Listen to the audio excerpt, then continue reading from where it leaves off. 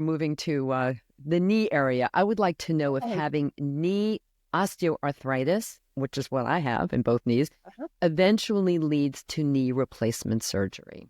Well, okay. So what is osteoarthritis? It is the wear and tear arthritis of our cartilage, which is the smoother than ice cap on every bone. This is a bone. This is the cap. Cartilage is the cap of the bones.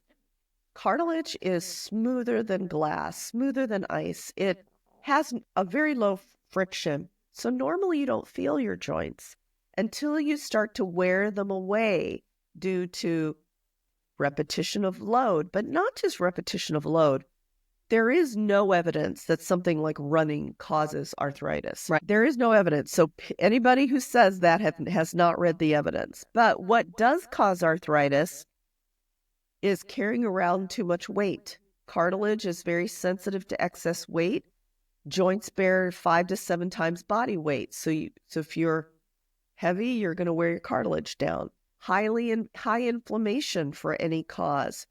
Trauma can cause arthritis. Or, frankly, we know that men before 50 have less arthritis than women, but women after 50, when their estrogen has walked out the door, have much higher levels of arthritis. Yep. So with that background, having arthritis does not mean you need a total joint. Lots of people have arthritis. You have arthritis, you're running marathons, right? That's right. Yep. When it gets to be so worn down that it's literally, instead of having a cushion like this, it's bone on bone, and you can't take the pain, or you've got to get your life back, that is a great time to entertain getting a total joint, which is one of the most successful procedures that orthopedic surgeons do. And lots of people are afraid to do that. Mm-hmm. But when you can't walk, what you're doing is sentencing yourself to a sedentary death.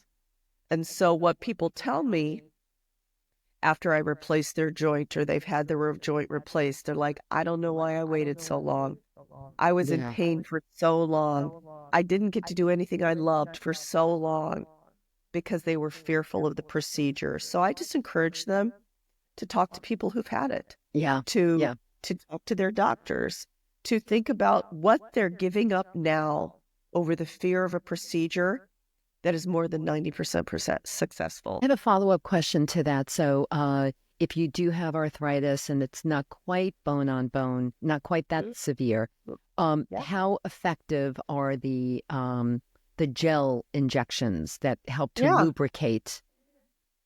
So you're talking about hyaluronic acid gel injections. There are multiple brands, but they all contain a substance your body makes called hyaluronic acid. And we either get it from the combs of chickens, the red rooster combs, or we synthesize it from the chemical structure in a laboratory. Now, I'm going to give you the data, and I'm going to tell you in my practice. In my practice, gel injections are highly effective every 6 months for extending the use of your knee, putting off joint replacement. It decreases pain and inflammation. That being said, multiple studies have found that it has only about a 50 or 60% efficacy rate. So that's not that high. That's not my experience in my practice, but when you put all the studies together, something that I use a lot more often than gel now, because insurance is not paying for gel. And I tell my patients, if you're going to pay for something out of pocket, pay for what's more effective. And the research shows, and certainly my clinical experience shows, that using platelet-rich plasma, which means drawing blood from your own arm, which I draw about 60 cc's in a tube. It's about this big in a tube.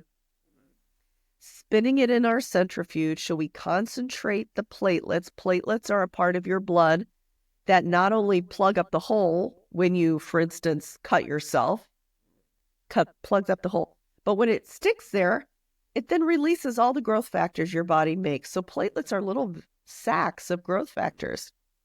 So we concentrate your blood into about 3 cc's of 5 billion platelets and inject that into your arthritic knees, and it's highly effective for up to 2 years. So I'm using a lot more platelet-rich plasma in my practice these days.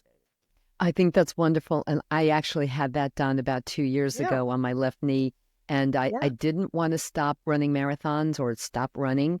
And in partnership with my doctor here in New York City, we decided to do three consecutive injections of hyaluronic acid, 3 weeks.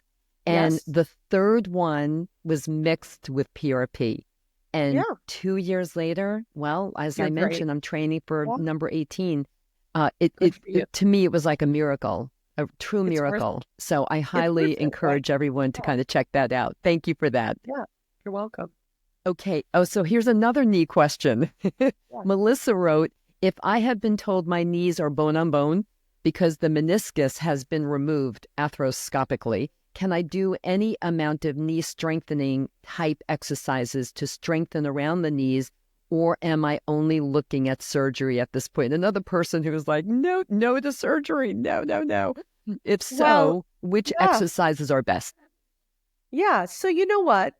The knees don't have muscles. There are muscles all around the knees, but the knee itself is a joint. So surprisingly, the muscles that help support knees the best is your butt, core, and hips, your glute muscles, your core muscles, front and back, and all the big muscles surrounding your hips, because the knee sees the impact from above and below. So strengthening those muscles will cushion your impact of walking and every activity. So instead of doing this every time you take a step, your muscles act like disc brakes.